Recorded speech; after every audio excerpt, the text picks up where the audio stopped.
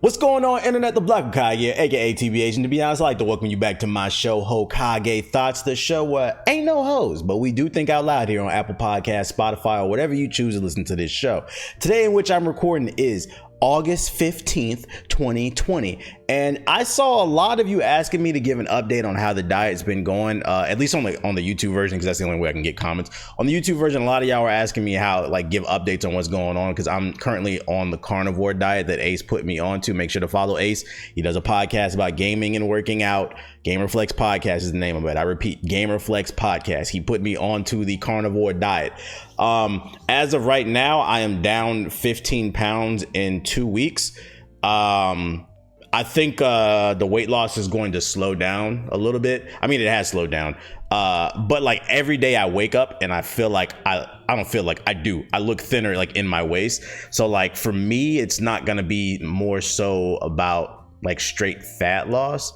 It's more going to be about body recomposition, because I have muscular build. I have a lot of muscle on me still, so it's more about just losing the fat, and muscle's heavy, so it's I don't know how much weight I'm gonna actually lose. I don't know. My goal was 30 though. My goal was 30, I think, maybe 40 if I feel like I need to lose a little bit more to lean out.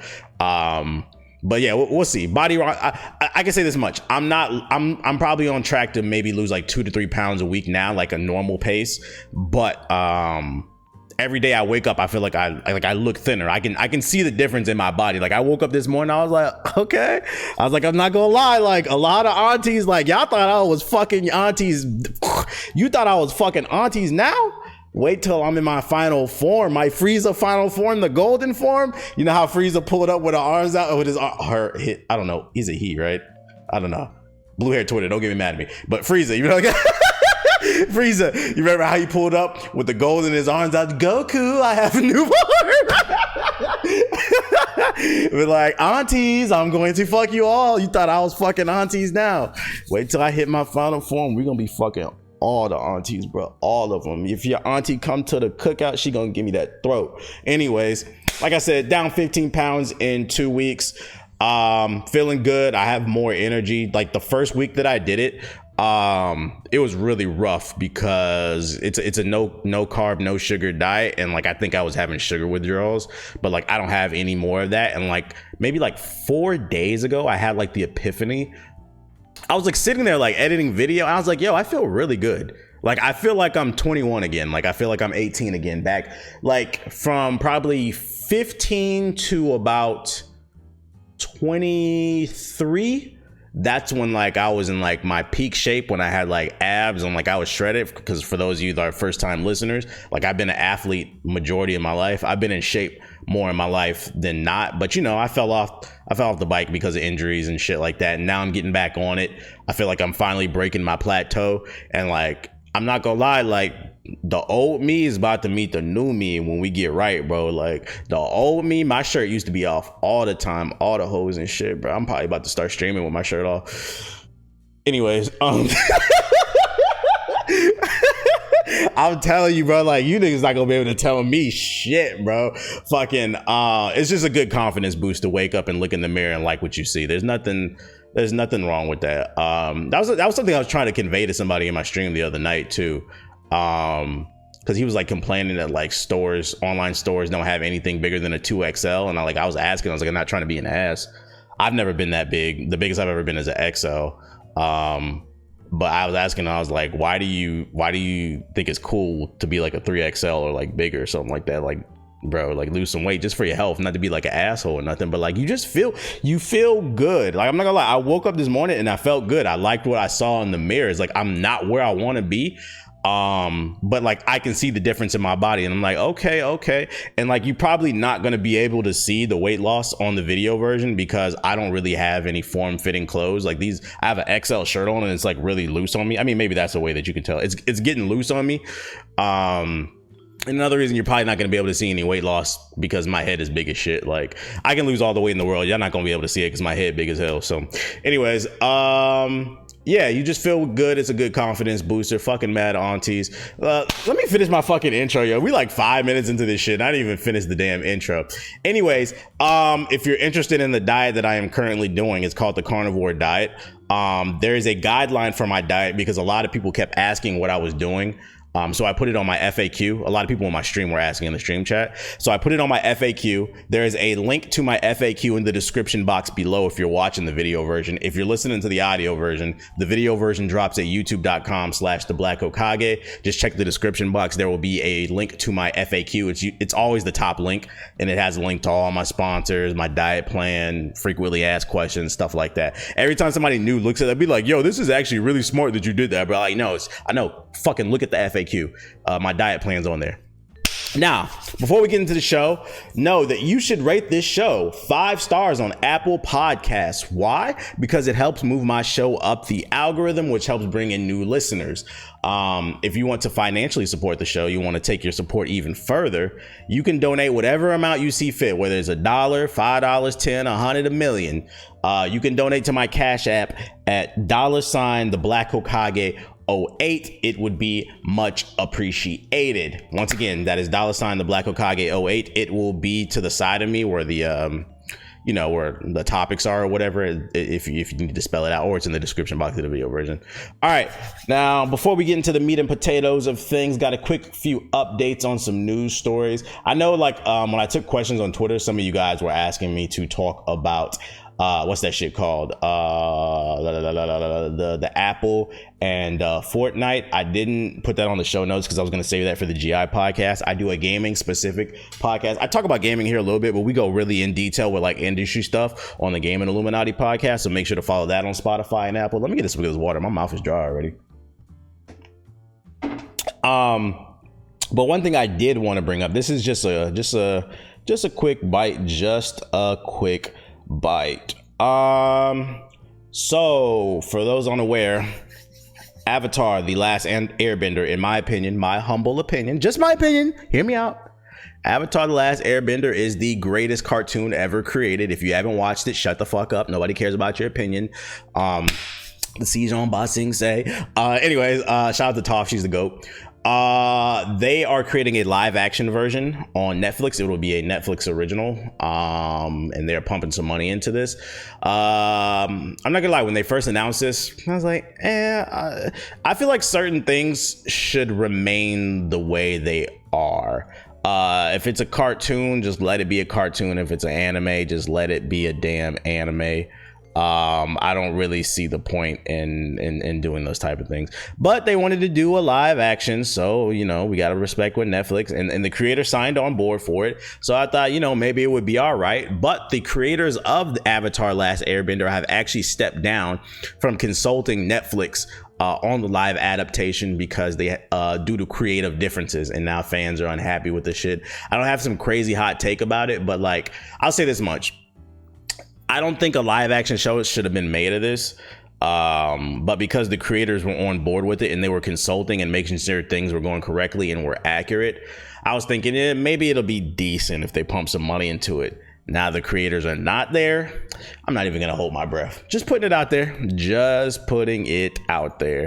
Okay, the next thing that I wanted to put up there, quick bite for all my goddamn TikTokers, all my Gen Zs out there. So I'm pretty sure if you're on TikTok, you already know this. But for those of you unaware who casually just kind of look at the content on there, Trump has issued a ban on TikTok because there's privacy concerns about China funneling your information, stealing your information and using it for the government or some shit.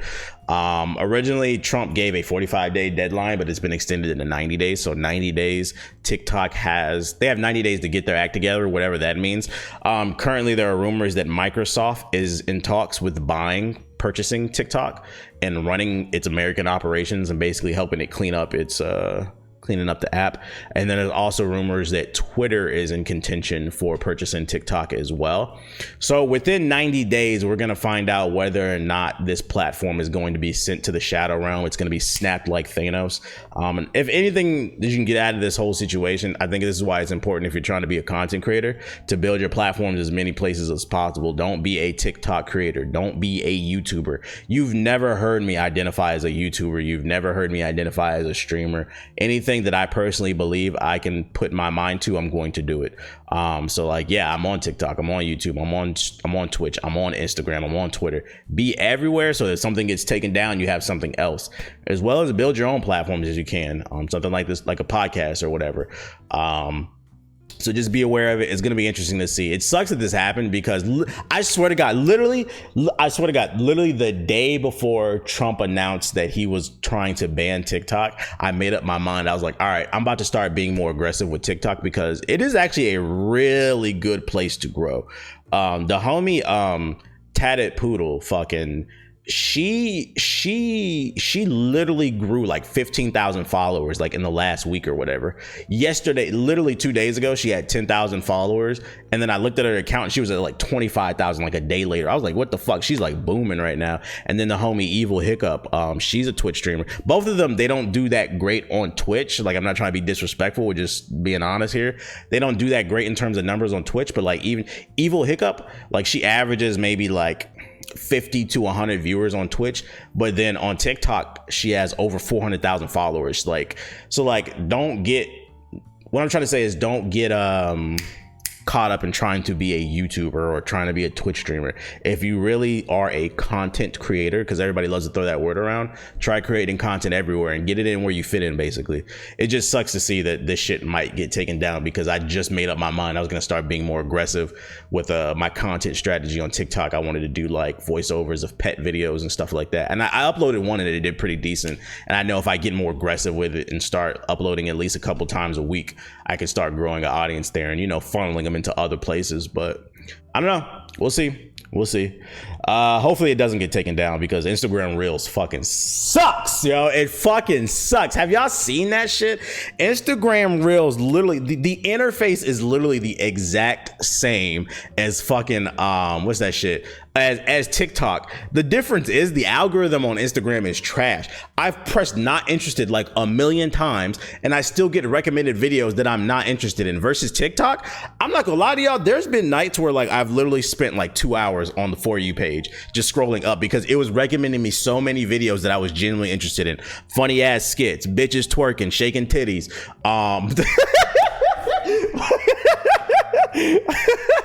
I get stock advice from stop, yo. Fuck it. I'm not off the gamer subs, just water. Drink more water. By the way, use code TBH to check out. But I get stock advice from there. I found skincare advice on TikTok, cooking recipes, funny skits.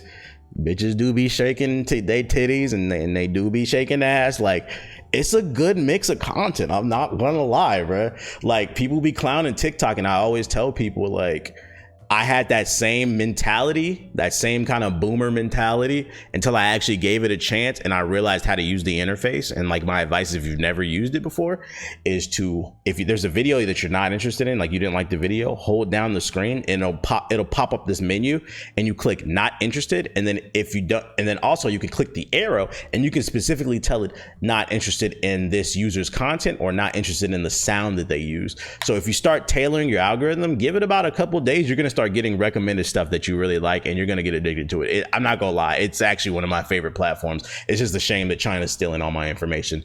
The good news is I don't have any information worth stealing. So yeah, be on the lookout for that.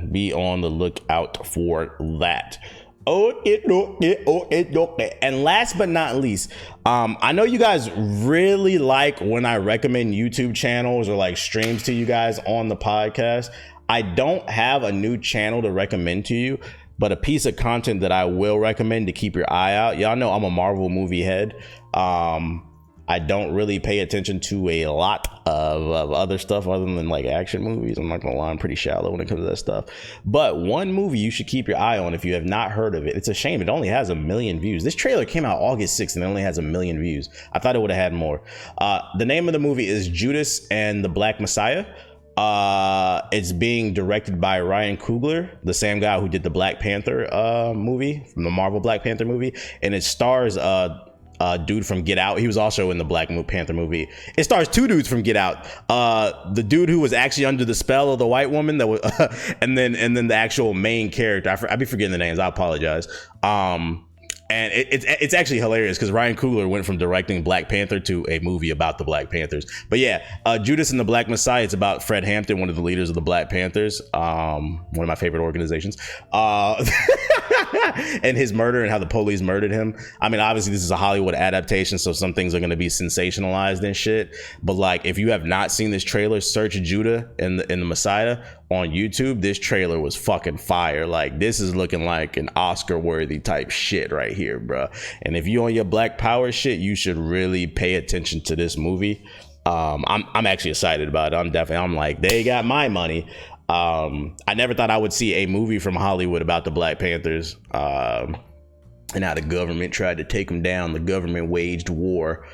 Because for those of you unaware, the original director of the FBI, the Federal Bureau of Investigation, he's on record of actually saying the greatest threat to the American people is the Black Panthers and, you know, Black unity and shit like that. So he actually waged war against the Black. Let me stop talking before I get killed.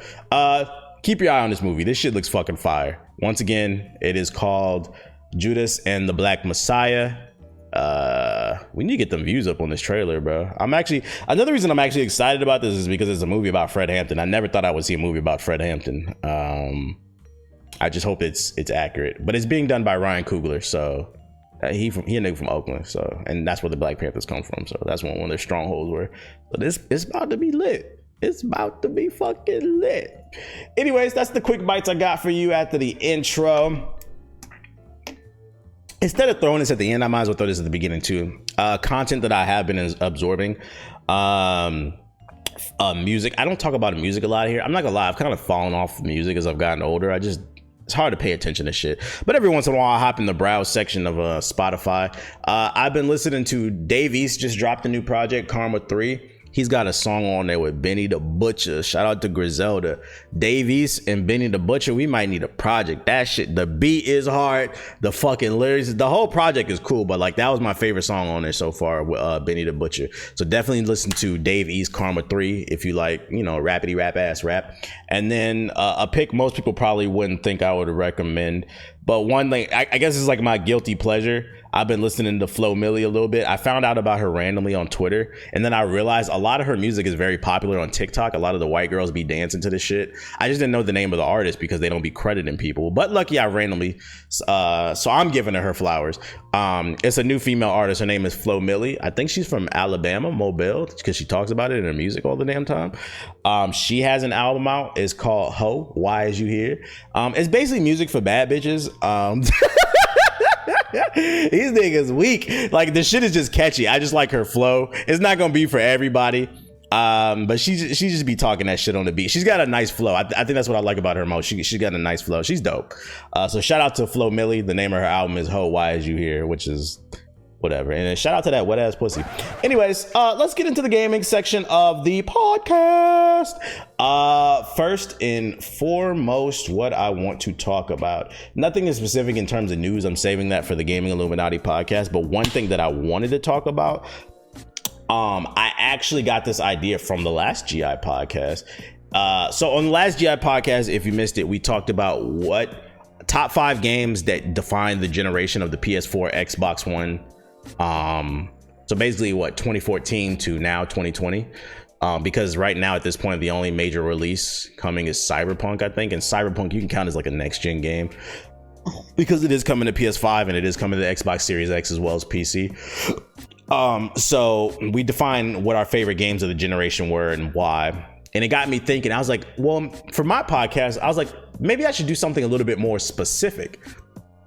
And I was thinking, why not define the top 10 instead of 5, because this is just me talking, top 10 Xbox exclusives.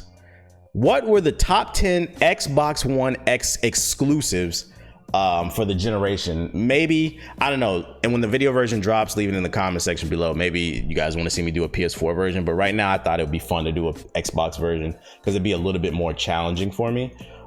So let me know in the comments, give me some feedback. If the video version hasn't dropped, you can tweet me at Mr_I keep it real on Twitter. Let me know if you want me to do a top 10 PS4 exclusives. But for the podcast, we're going to do a top 10 Xbox One exclusives, and then I'm going to get into the questions. So This is the order that I have them in. Feel free to debate me, argue me. This is going to be a very serious conversation.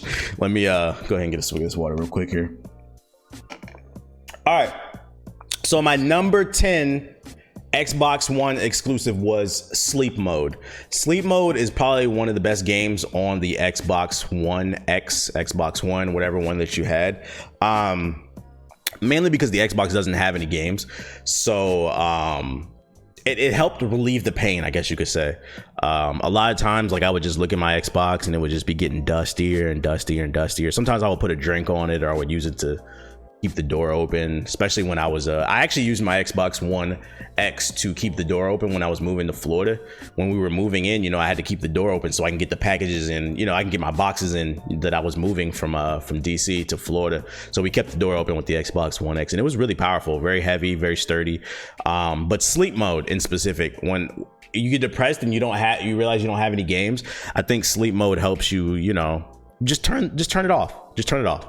Because there are no games. That it made me feel better.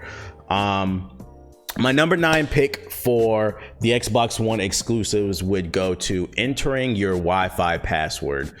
When you first boot up the Xbox One and you see that symbol and the X just like appears and everything, and then it's like you try to hit the store this is before you realize there's no games. You're really excited to get your Xbox. You have to enter your Wi-Fi password, because in order to download those games, everything's going digital now, right? In order to download those Xbox One X games that don't exist, you need a Wi-Fi password. So one of my favorite things that I did when I got my Xbox One X was I opened up the when you had to connect your account, I entered my password. It took a pretty long time because Wi-Fi passwords are really long. I have a default one. I never change it because I like to keep my connections secure. Can't be having niggas stealing your internet. And it just lasted long, and it's a feeling that brought some joy to me. It maintained that happiness for a little bit longer before I hit the Xbox store and realized there were no games. So I think for number 9, entering your Wi-Fi password was one of my favorite Xbox One exclusives. Let's see, number 8. One of my favorite games number 8 exclusive, being able to tell Xbox fans that they have no games. That was one of my favorite games to play for the Xbox, because when you tell Xbox fans that they have no games, for some reason they get really fucking mad.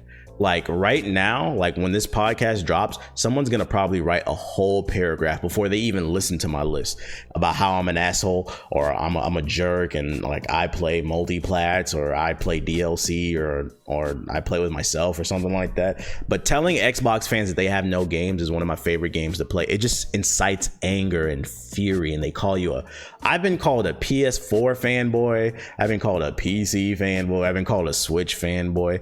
Whatever fanboy you get called, depends on the day of the week and whatever topic you're talking about. If it doesn't pertain to their bias, then you're a fanboy of the opposite, obviously.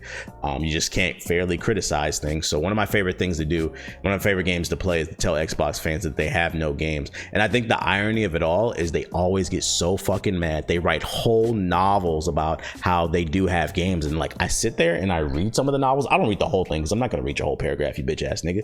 But when I sit there and I read a little bit of it, I'm like, wow, this dude really wrote a whole novel. He wouldn't be doing this if he had games to play. Anyways, number 7. My number 7 Xbox One exclusive, the Mixer app. Think about it. They say that yo chill. This is a serious fucking conversation. My number 7 favorite Xbox One exclusive of this generation was the Mixer app. Think about it. They say that the good die young, correct? The Mixer originally was Beam.io, and then Microsoft bought them and they rebranded as Mixer. Mixer lasted like a year and a half, maybe 2 years before it got shut down, and back in July, when they released that tweet and didn't even tell their partners or their workers. So yeah, Mixer lasted only 2 years at most. It was a 2-year-old. It was a toddler. It was damn near infant when you think about it. And they say the good die young. So the Mixer app must have been really good because it died young. So that's why I would put it at number 7 for my favorite. And then on top of that, when you think about it, like if you actually went to Mixer and checked it out, they had tons of like amazing content creators, people like they had so many, I just can't even think. Anyways, number 6. The confusing interface was one of my favorite games. I ranked this at number 6. I love the confusing UI, the confusing interface on the Xbox One, because aimlessly browsing just led me to almost buying something. Like, when you think about it, they didn't have any games, but because the interface was so like weird and just hard to navigate with all its panels and stuff, I was aimlessly browsing around the Microsoft store and I was like, yo, this place has a lot of movies I almost bought something on my Xbox one time. I almost bought something. And that only happened because the UI was confusing and they had no games. So it led me to aimlessly just browsing all over the place. And I almost bought a movie. I don't remember which movie it was, but I bet you if I did play the movie on the Xbox, it would run smoothly. So that's one of my favorite things. Also, the confusing interface was great because it led to some great content, to be honest. If you guys remember when I streamed Kingdom Hearts 3, I fucking hated that game. That game sucks to me. I don't care what nobody says. That shit was not worth a 15-year wait. And it took me like 30 minutes to figure out how to uninstall the Xbox. And Xbox fans are probably going to call me stupid, but the reality is I don't really use my Xbox. I literally turn my Xbox on 1 or 2 times a year. So it literally every time that I turn it back on, it's like having to relearn the UI because it's so fucking bad. I don't care. Well, so let me explain something to Xbox fans, right? Just because you're used to using that dog shit ass interface doesn't mean it's good. It means you learn to tolerate it and eventually you learn to navigate it, but it's not intuitive. Intuitive means easy to use. Are you Negroes listening? Intuitive means easy to use. When you first turn the PS4 on, the interface is very easy to use. You just scroll left and right to your different options. That's it. But with the Xbox interface, it was confusing as hell, but it led to some great content. So I appreciate that. I know it's going to infuriate a lot of people, but it's cool. You'll be shuffling through your panels tonight. Anyways, number 5, my number 5 Xbox One exclusive was when Don Patrick said, you cannot use the Xbox One without the Kinect. You guys remember that? You guys remember that lie? That shit was one of my favorite games that he ever played. It was a PR game. Don Patrick played a PR game. And the funny part is this man threw Xbox and Microsoft under the bus. And literally like 3 months later, he left and he works for Zynga or some shit now. So when he said that the Xbox One X could not work without the Kinect, that was a great game to play because it fucked up the gaming community's head. People were like, yo, I gotta use this fucking government spying camera in order to play. What do y'all play again? Halo Master Chief Collection. So I gotta use my I gotta use the camera to play Forza BR. That's crazy, bro. That's fucking crazy. And the best part is it turned out to be a lie. The Xbox works completely fine without the Kinect, to the point where a lot of y'all forget. Do y'all remember when the Xbox One first came out? You had to buy it with the Kinect.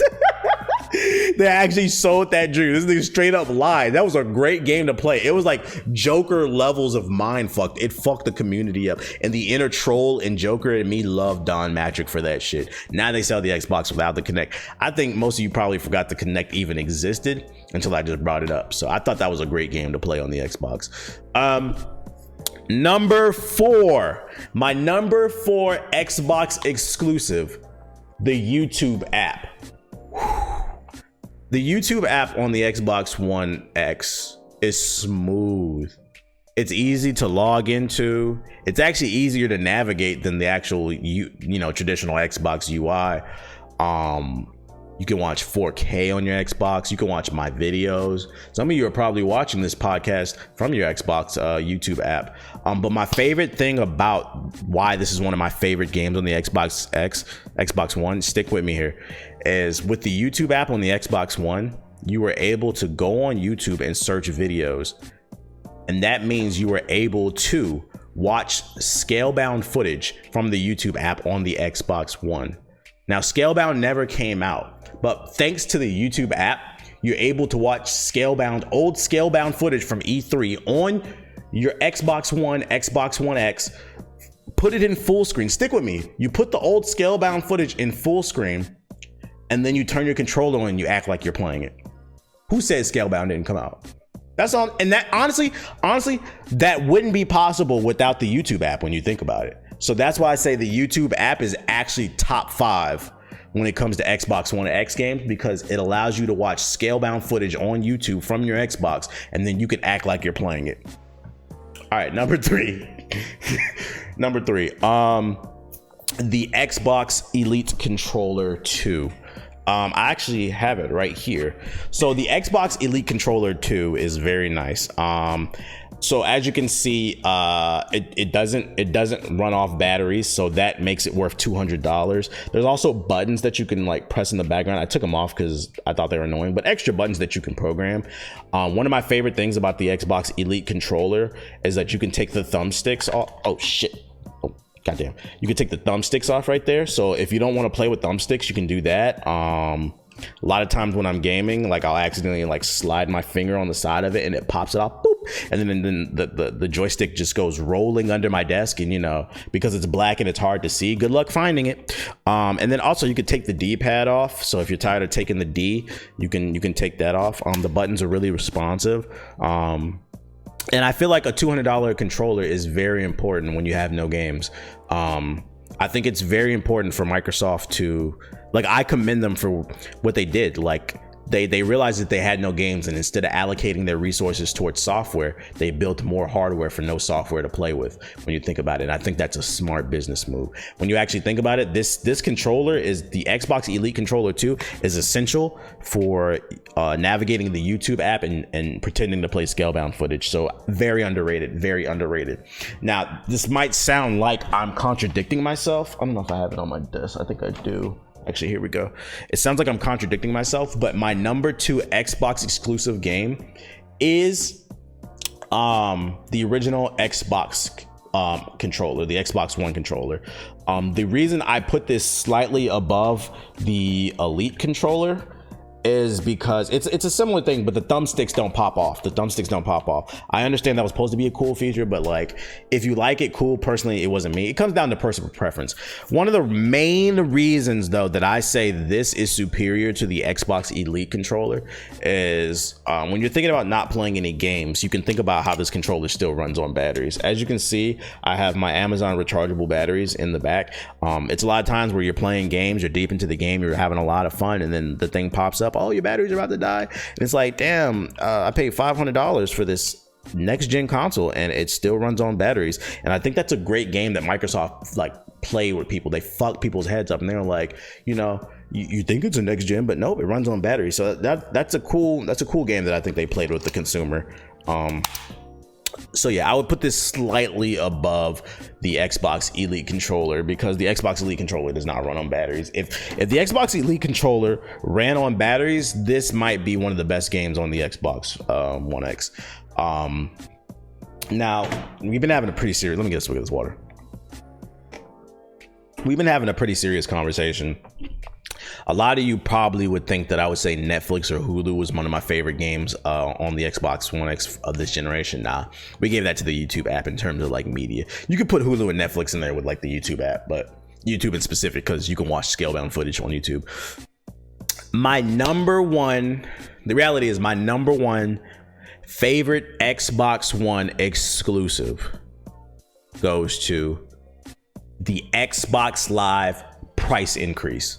The Xbox Live price hike is my favorite game of this generation. See, you guys forget. Xbox Live on the 360, it was $50 a year. Now it's $60 a year. And then they increased the price again to $75 a year with the Game Pass. So we went from $50 to $75. That's a $15 price hike. I think that's probably one of my favorite games. That is my favorite game for the Xbox, because back in the Xbox 360 era, they had tons of games. So the $50 a year was no big deal. But now you pay $75 a year and there's no games. I mean, they have a Game Pass with shitty indie games on there that nobody wants to play, and Gears of War 5 and 4, so who gives a fuck about that? And Halo Infinite, which ain't coming out till God knows when because it got delayed. But you guys, you guys got games, sure.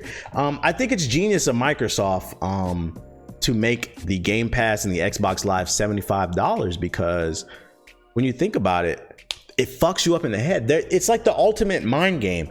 We made you play more for less, and you have to respect Microsoft's hustle when they're able to mind fuck the Xbox community so much. Xbox fans love gobbling the balls of fucking Master Chief so much. They've been finessed into paying $15 extra a year to play nothing.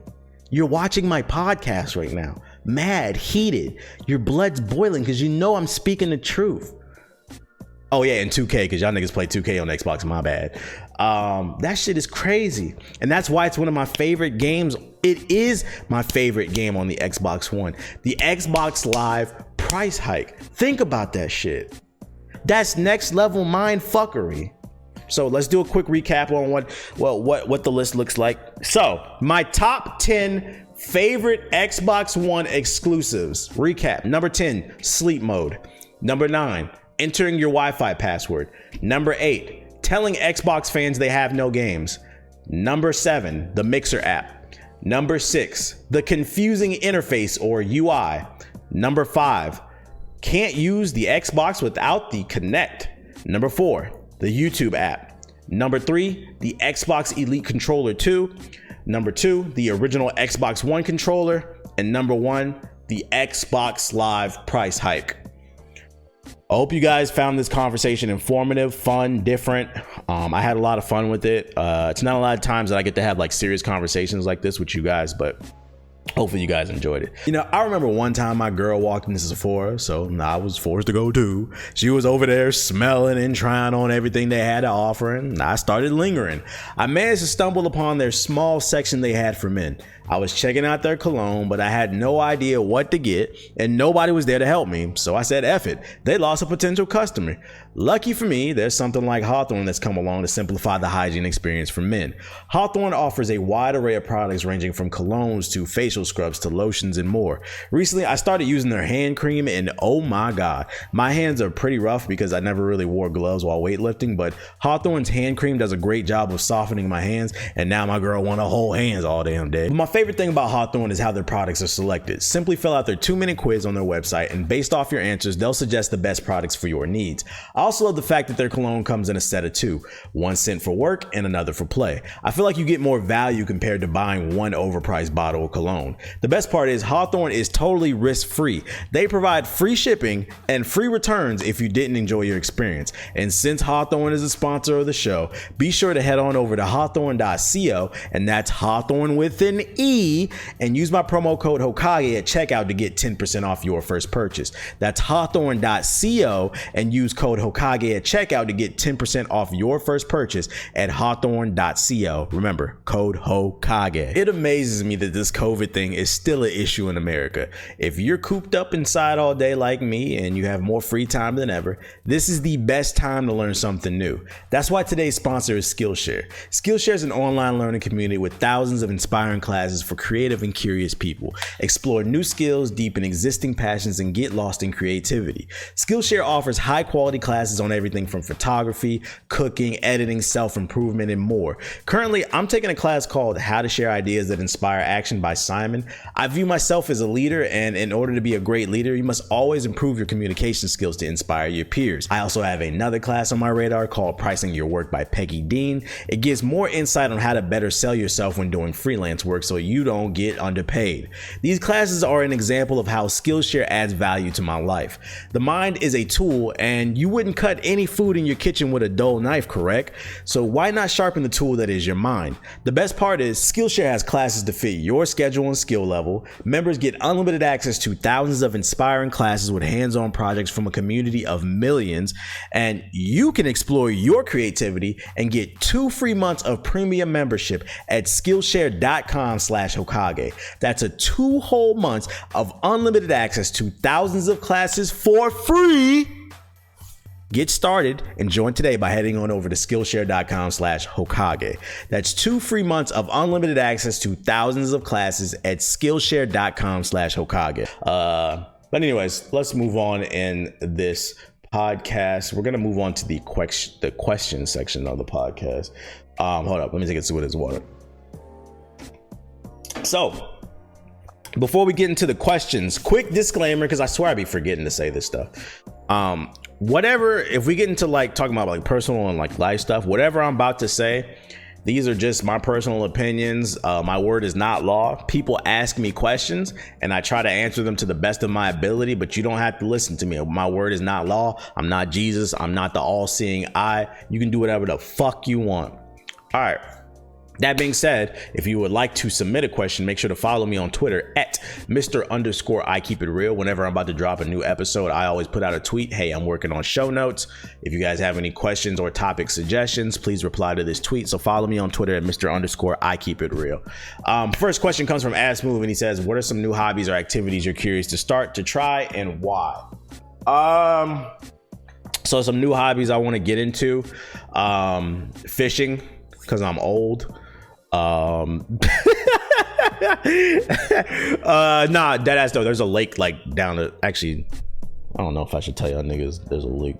Y'all niggas might triangulate my location. I don't know. There's a lake there's a lake around me. It's like 10 miles away from me. There's a lake like 10 miles from like where I live, and there's like a designated like fishing spot, and like I seen some people fishing over there, and like I've been fishing a couple times. I've been shark fishing one time because I used to live in Hawaii. I caught a hammerhead, a baby hammerhead one time. That was pretty cool. And I've caught like some regular fish before, and like I just want to do it to pass time because I'm old. I wouldn't eat the fish or like keep them, but just catch them and throw them back in the water just for sport, get outside, get some vitamin D. I know a lot of y'all gonna sit there and be like, oh, that's sus. Whether you realize it or not, it's actually not good to stay indoors all the time. You need vitamin D, and you can get that from the sun just being outside. I think it's vitamin D. Correct me if I'm wrong. But yeah, you get some type of vitamin from the sun, so you need to be outside. It's actually good for you. Don't sit indoors all the damn time. So yeah, fishing, kayaking. I want to get into kayaking. Hiking. I would love to get into more hiking. I have a weighted vest that I walk with, but I would like to do like actual hiking. And just more physical activity overall as I enter my 30s. I'm trying to be more healthier, trying to get back to the old me. I'm trying to combine the old me with the new me. And what I mean is I'm trying to combine the young me. I was in shape, and like I got bitches back then, but like I felt like I got bitches because I like to think I'm a good looking dude. I don't really care what y'all think. I'm not trying to fuck y'all because a lot of dudes be on that shit. Your sister likes me.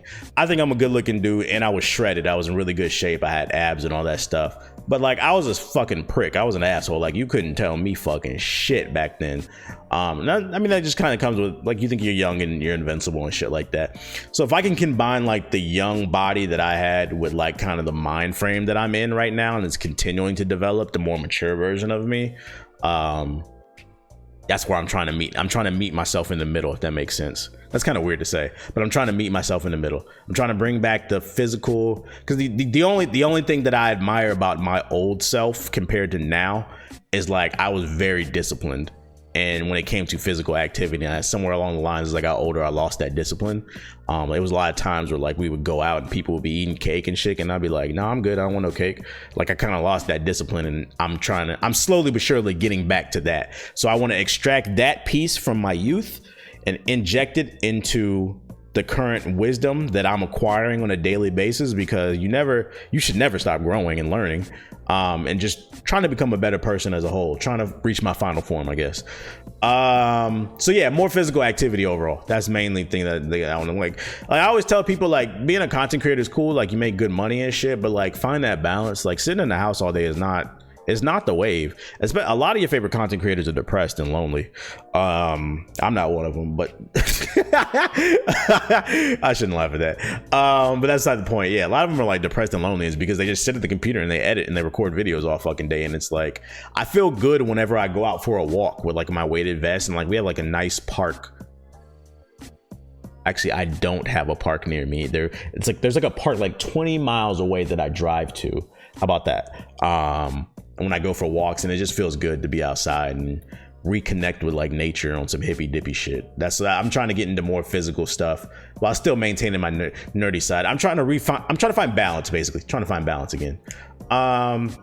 Anyways, next question. It comes from Pharaoh, and he says, I'm good at having connections and being able to talk to people, but do you have any suggestions on how to articulate what you are saying better and being able to talk professionally when trying to establish a business connection or something along those lines?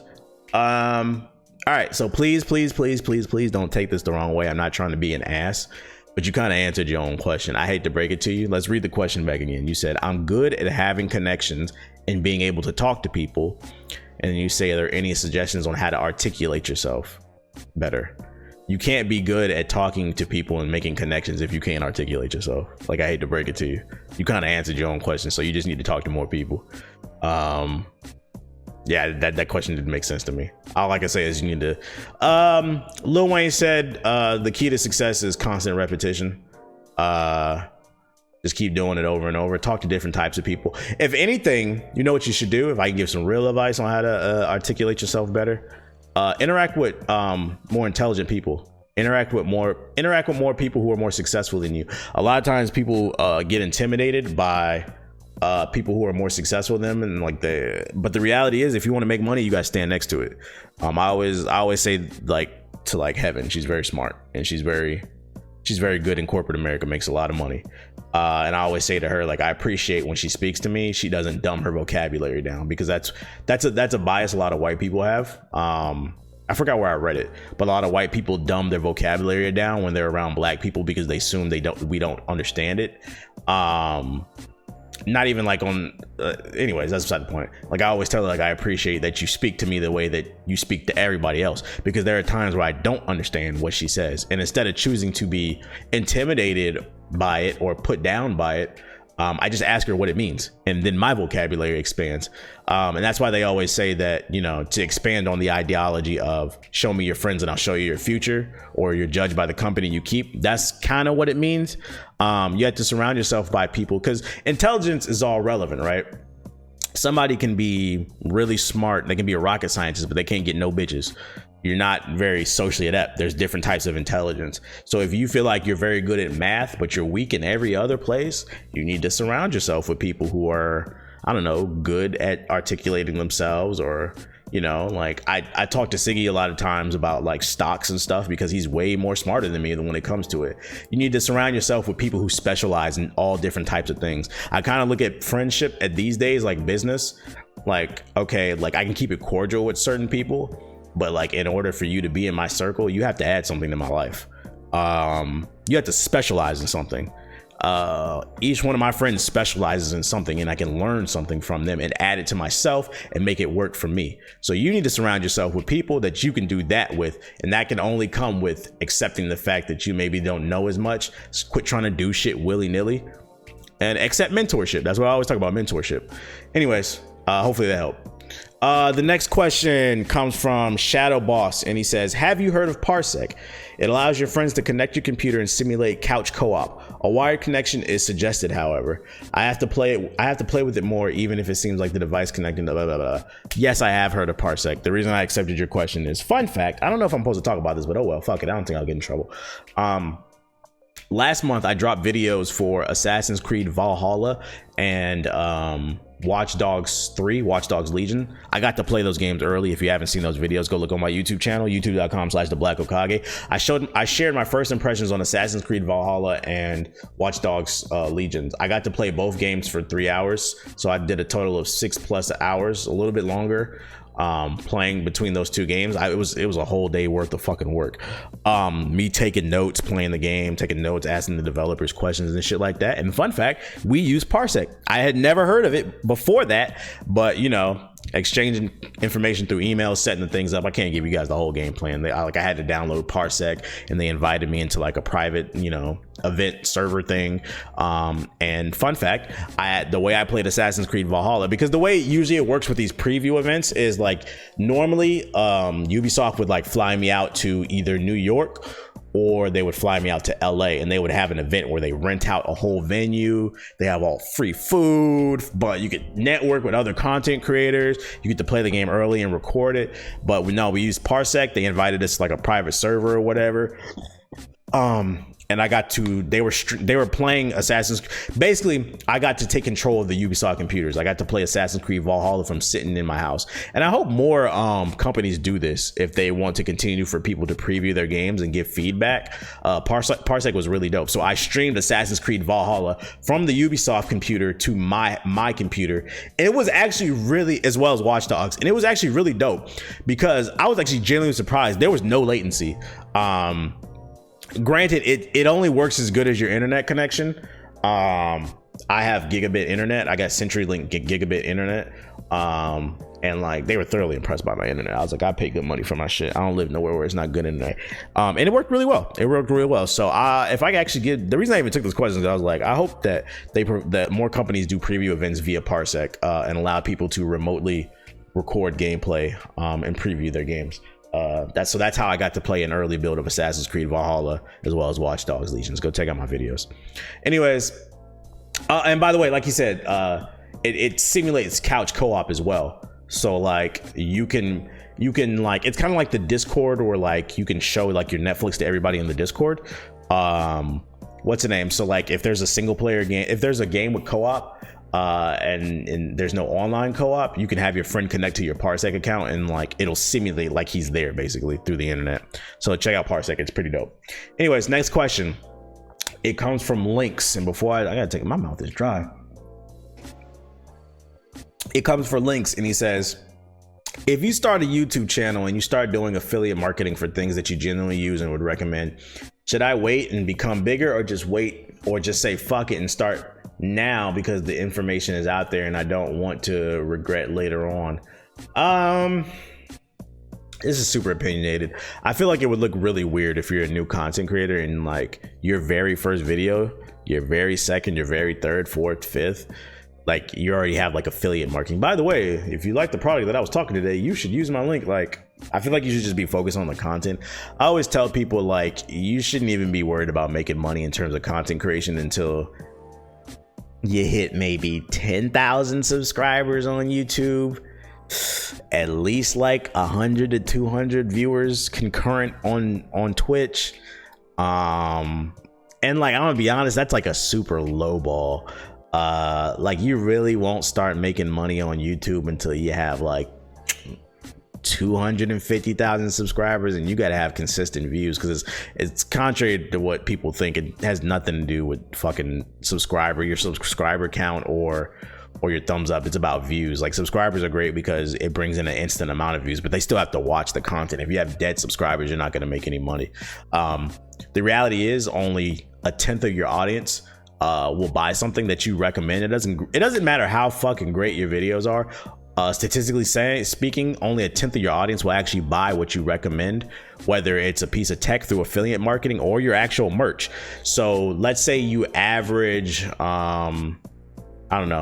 you average 10 viewers a video. Only one person realistically is gonna buy your shirt. If it's 1,000 viewers, 100 people at most. And that's if you're lucky. Most people don't even get that. I think I'm suck at math. 10%. Okay. That's all you need to know. So I would say focus on growing your numbers. So that way, when you have a large amount of numbers, that 10% becomes big, because 10% of nothing is nothing, but 10% of 1,000,000 is 100,000, I think, right? I hope that makes sense. So create a big 10%, and that can only come from growing your audience. I would say focus on your content. You way too focused on trying to make money. I always get people asking me questions about how to make money. I don't ever get nobody asking how to make a better video. And I'm not specifically talking to you, but just I always find that interesting. And I'm gonna be honest, that's why a lot of y'all fail. Your mindset is fucked up. I was doing this before it was money even involved. It's because I genuinely like doing it, and I genuinely like helping people. And hopefully that comes across. I understand I can be like blunt, or like, because I know most people are very emotional and I'm very logical. I can come across as very blunt or asshole-ish, but that's never my intention. It's just kind of how I speak. So hopefully it actually comes across like I do like helping people, but you got to help yourself. You got to listen. Focus on creating content. The next question, it comes from Telly, and he says, I'm currently in the process of moving from the north to the south, similar to your move. He's talking about how I moved from DC to Orlando. Can you give me a few tips or things you wish you knew before the big move? Also, what's the biggest difference you noticed since moving down south? The only tip I can give you is create a nest egg, like some actual savings or whatever, just like emergency funds. Because like I know when I got here like fucking 1 a.m, because I straight drove from DC to Orlando in it was like 12-13 hours in one day. I didn't take no breaks or whatever, but we got there at like 1 or 2 a.m. And so I ended up having to get a hotel because my apartment complex wasn't open yet, so I couldn't move in until later in that day. So I ended up having to get a hotel for the night, and I ended up having to cough up like $250 just to stay in a hotel for like 4 or 5 hours or whatever, because checkout is like at 12 for like a few hours. Lucky for us, the lady gave us a discount though. So yeah, you never know, emergency fund, and then you need money for food. Also renting a truck costs a little bit more than I expected. Like I got an estimate online, right? And then the price was totally different when I fucking got there. So definitely save your money and make sure that you got enough. And then also emergency funds for while you're here, because I would assume if you're moving to a different state, you're probably going to be by yourself. So make sure you have emergency money. And live below your means when you move. Focus on establishing yourself and live below your means. What I mean is like I put myself on a budget. I act like I'm still broke. I am broke, by the way. Mind y'all business. I put myself on a budget. Like I try not to spend more than like $5,000 a month. I make way more than that, but I try not to spend more than that. My rent is $14.50 plus water. It's like 15 something. Then electric, like altogether, like I pay like 16 something a month. And then after that, my money goes towards whatever. Like I have like another 3,000 something towards food or clothes or whatever. But I try to keep myself on a budget. I try not to spend more than 5,000 a month. And I save the rest of my money as well as invest it in the stock market and shit like that. So live below your means. Your means may not be 5,000 a month. It may be 3,000 a month. It may be 2,000 a month.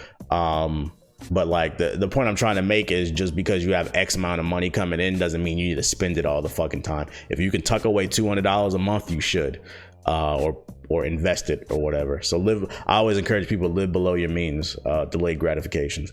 The next question comes from Mike99, and he says, what are some of your favorite artists growing up? I'm glad you asked this question, man. All right, check it out.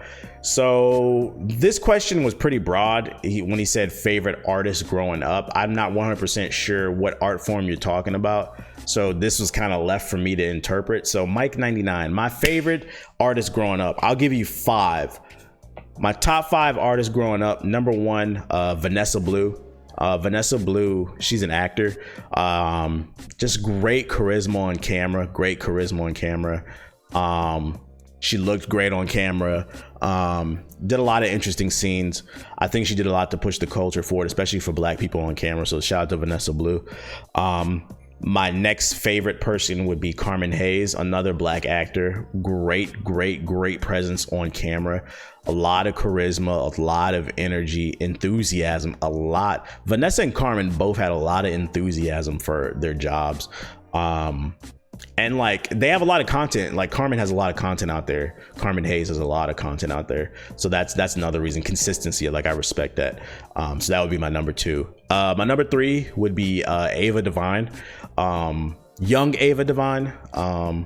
Ava Devine is one of my favorites growing up. Just a great presence on screen. Another great actor that just brought a lot to the camera. A lot of enthusiasm for her job. One of my favorite things about Ava was her ability to interact with multiple people, like on screen. Like she was never intimidated by anything that was thrown in her face. And I can't say that about a lot of actors. So definitely shout out to Ava Devine. Definitely dope content creator. Number 4, Jada Fire. Another, like literally Jada Fire's content was fire. Like I'm not gonna lie. She definitely helped me through a lot of lonely nights growing up. especially like during the high school days and stuff like that. I think she did it for like the women that had braces. What's her name? I think she was really just a great content creator. And then number 5, I put Sarah J. Sarah J is definitely putting on for the. I think I watch her mostly for her wisdom. She's a little bit older of an actor and a content creator, but that's why she's one of my favorite artists, because she brings a lot of wisdom to the screen compared to the other content creators on the list. And still going strong.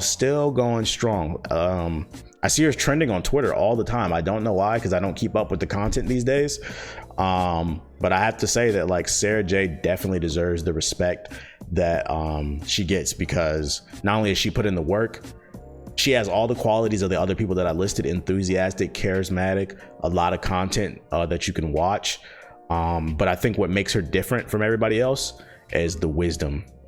She brings wisdom to the game, and that's because she's a little bit older. So those are 5 of my favorite artists growing up. You guys should definitely check them out on Google. Just make sure to put your browser on. Anyways, so next question comes from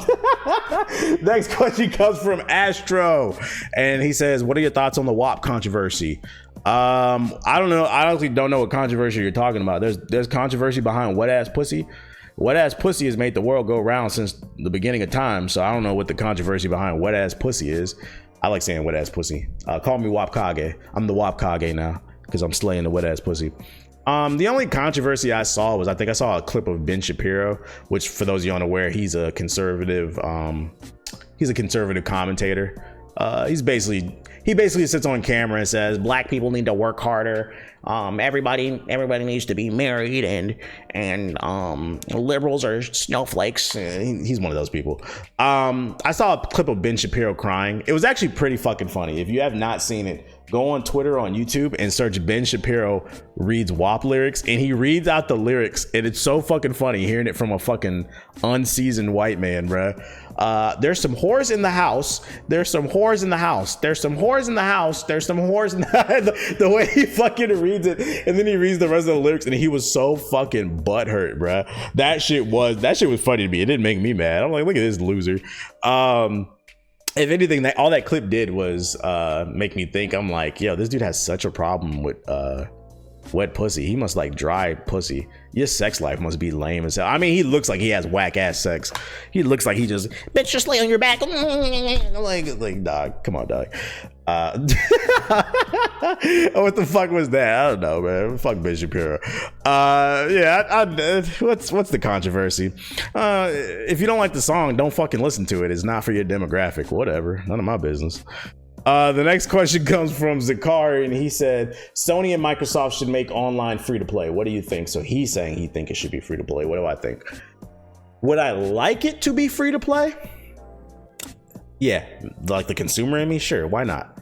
Fucking online for Steam, Origin, PC. First of all, let's get something straight. If you hate playing for online so much, you could just build a PC. Steam is free. Origin is free, Uplay is free, GOG is free. Every online platform on PC is free. And do you know why? Because the PC community does not tolerate that shit. On console, y'all don't care. So guess what? You gotta pay for it. So the consumer in me, would I like it to be free? Absolutely. But should it be free? Kind of hard to say, because the reality is when you make a quality product, people will pay for it. That is when you make a quality product, you can charge whatever the fuck you want for it, because suckers are gonna pay for it. That's the reality of the situation. How many broke ass niggas do you know riding a bus got $1,000, $500 Gucci belt? That shit expensive as hell for a belt, ain't it? But they bought it. They found a way, and they still riding the bus. Like I said, you gonna pay for it. What you complaining for? Next question comes from Kung Fu Kenny. He said, I mainly play on PC, so whatever. Kung Fu Kenny, he asked the next question. He said, at what age did your mindset change? What led you to be who you are today? Who I am today constantly evolves. That's kind of what I hate about the internet too, because like people will be like, well, 5 years ago you said in this video that blah blah blah blah blah blah. I'm like, bro, that was 5 years ago. Like my mindset has changed. And that's also why I get really frustrated when people constantly talk about like old videos. Like, I acknowledge it, I get it, they're funny, but I do think it's a little weird how people get stuck in the past. I'm like, yo, you're referencing things that I said like when I was 19.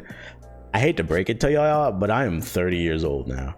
Like, there's just different, I have different interests. I literally sit around and I read about investing now. Like, and like, I find it weird because if I didn't change, then you guys would complain that I'm doing the same shit. But when I do change, you complain. Life is all about change. At my core, I'm still the same person. I still like to joke around, but like, there's certain things that like I'm just more interested in anyways. But anyways, at what age did my mindset change though? Probably 25. I can't explain to you. I think at 25, everybody has that like, oh shit, like I'm gonna be 30 in 5 years. And it's crazy because like in like that 5 years went by fast. I'm 30 now. Like, you had that mindset like, oh shit. I don't know. And I just started reading and watching like different things. Like nowadays, the only things I really watch on YouTube, I don't even really watch a lot of anime right now. I would like to if I had the free time. But nowadays, the only things I really watch, I absorb a lot of content on YouTube, like self-help videos, what it takes to be like a millionaire. Like, I watch a lot of those type of videos, investment videos. I read a lot about investing. I think naturally when you get older, you just naturally become more conservative, because the reality is like life is a level up thing, right? When you turn 15, you can get your permit, your driver's permit. When you turn 16, you can get your license. When you turn 18, you're an adult. And if you're not watching the video version, I use quotation fingers. You're an adult technically, not really. So at 18, you're an adult.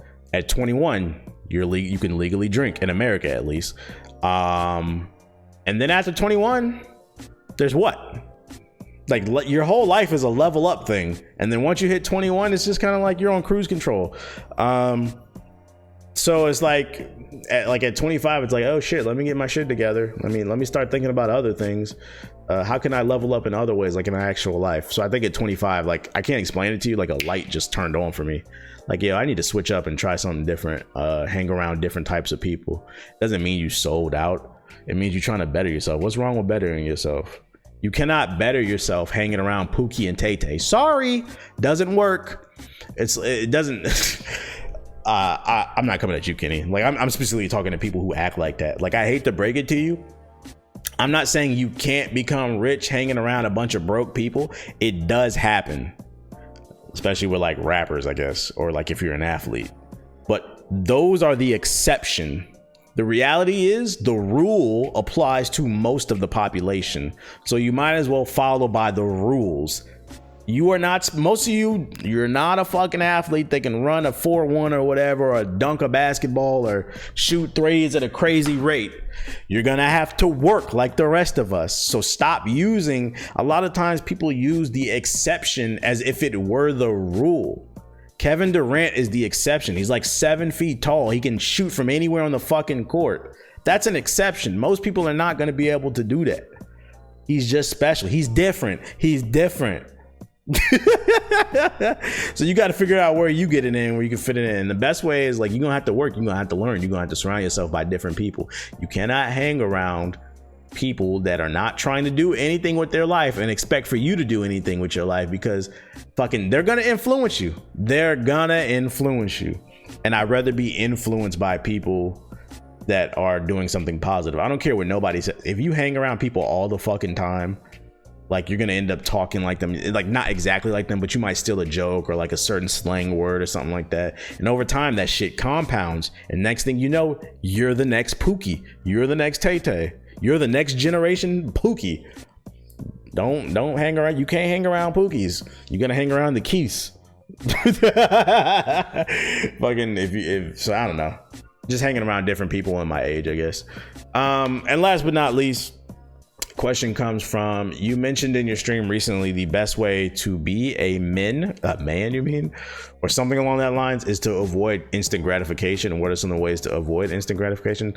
Nah, that's not what I said. I think what you're referencing is, I said on stream, I was watching a video. This kind of actually goes back to one of the questions from earlier. I was watching a video about like common traits that millionaires have.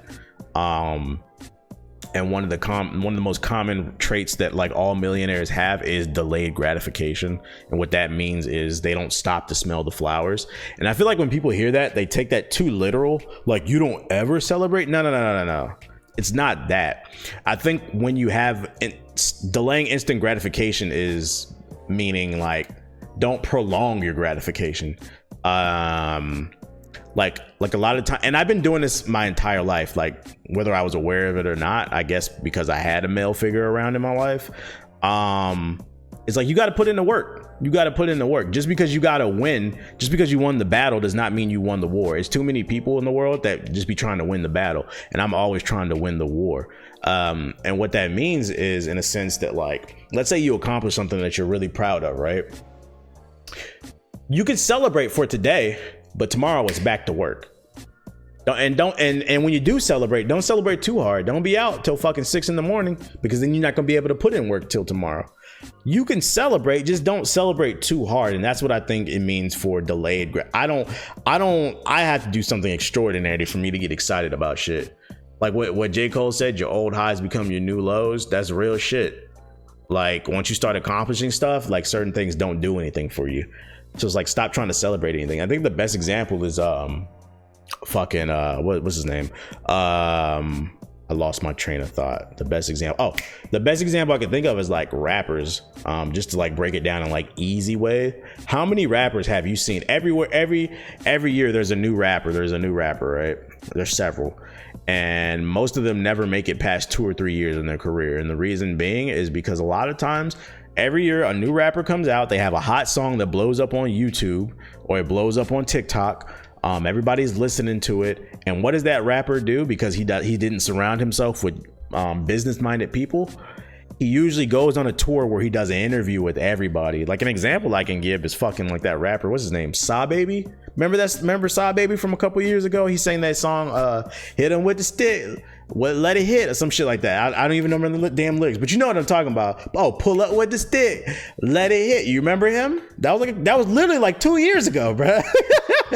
You know, and he did the exact thing that I'm describing right now. A lot of rappers, they get a song, they blow up, and then they stop doing what got them popular. Like, they worked hard to get that song. I'm not taking that away from anybody. Even to become a one-hit wonder, you have to work hard. You got to be in the studio coming up with something that people are gonna like. You know how hard it is to create something hoping somebody likes it? And they stop doing that. And what they do is they go on a tour where they go on an interview and they do an interview with everybody and their mama. They got 1 million interviews, Breakfast Club, Hot 97, all the little blogs and shit like that. And the YouTube channels, they go on fucking festivals and shit, just doing mad interviews. Then the album comes out and it sounds like a fucking collection of bullshit. It doesn't sound like they put any thought into it. Like I love albums where it like has a flow to it. The album don't got no flow to it. Just sounds like a bunch of janky ass singles that sounds like it's chasing the success of the original single that blew him up.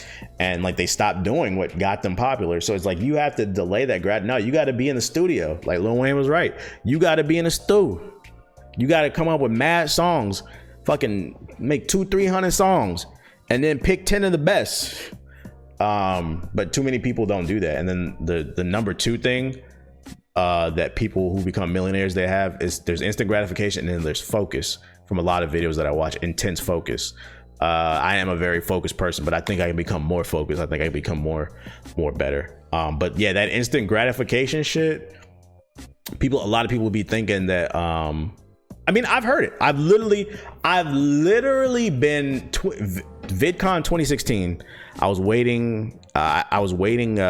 at a panel, and there was a woman that was speaking. She was some big YouTuber that plays games, content creator. And there was a mom and her daughter sitting right there in the crowd, and I was sitting right next to them. And the mom points to the girl and she's like, "This is your favorite YouTuber?" And she's like, "Yeah." And she's like, "And you're telling me this girl just plays video games on YouTube and she makes millions of dollars?" And her daughter was like, "Yeah, I swear to God, this is a true story. I'm not making this up." The mom pulls the daughter by the arm. She's like, come on, let's go to the store. Let's go get one of those capture cards. And like literally I heard that shit and I turned my head and I literally just laughed. I was like, they have no idea how hard it actually is, because they think they're going to get instant gratification. There's way too many people who think that just because they tried, it means it was a good effort. No, you tried. That's not good. There's a difference. There's a lot of people, like I always joke, there's a lot of people who say they worked really hard on a YouTube video. They'll be like, yo, bro, I spent 10 hours editing this video. And they'll like brag about it on Twitter. And then I'll go watch the video. That shit is trash, to be honest. Because I edit all my shit, for those of you unaware. And I've been editing for a long time. Like that shit is trash. What? Like, and like, people have to realize there's a difference between spending 10 hours editing a video because you were coming up with creative things to enhance your video versus spending 10 hours to edit a video because you're not good at editing, because you don't know where the tools are. You don't know how to navigate the interface. You don't understand anything about editing. You're watching tutorials while you're fucking editing, slowing your damn computer down. You don't know the proper render settings to get the best quality versus the time to export. There's a difference. But people want instant gratification. They feel like because they spent 10 hours editing, they thought it was a good job. No, you spent 10 hours because you're fucking trash. You have to keep doing it over and over and over again until you get quicker at it and you get better at it, and then your content improves. But people want something. Everybody wants something because they fucking tried. They want something because they tried. And that's what it means for instant gratification. Don't get so excited because you tried. You can celebrate when you make victories, but don't celebrate too damn hard. Tomorrow is back to work. And that's all I got for you guys. Hopefully you guys enjoyed the show. If you did, please remember to rate the show 5 stars on Apple Podcasts. Rating my show 5 stars on Apple Podcasts helps move it up the algorithm. And if it moves up the algorithm, that means it brings in new listeners, which helps me grow. And I would really appreciate that. If you enjoyed this show so much, because you know, you guys are always leaving comments on the YouTube version. Yo, this dude be dropping gems. I be giving away game for free. People be charging for, I'm about to write a book, do masterclass something. I be giving away game for free.